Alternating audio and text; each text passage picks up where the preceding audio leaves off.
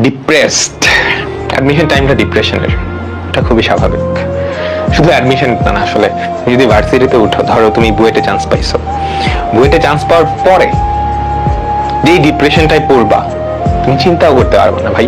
তোমরা সবাই এখন কি কোনো না কোনো কলেজের টপার, তাই না? আমি নিজেও কোনো না কোনো একটা কলেজের টপার ছিলাম।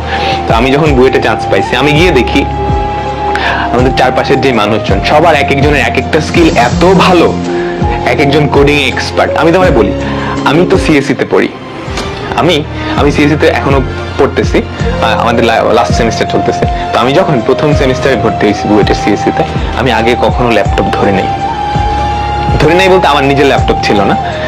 তো আমি প্রথম ল্যাপটপ কিনে বুঝি তো টাইপিং স্পিড একদম স্লো না।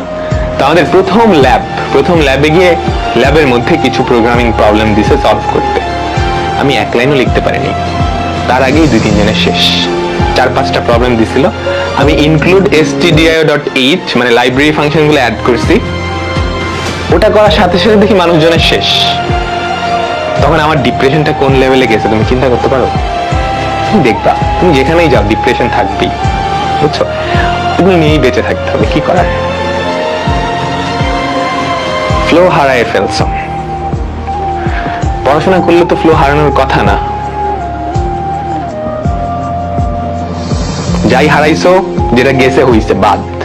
এখন থেকে শুরু করো, সময় আছে, 3 মাস না 6 মাসই সময় আছে, ইনাফ টাইম। তুমি যদি প্রপারলি ইউটিলাইজ করতে পারো, মানে ইনাফ, মোর দেন ইনাফ।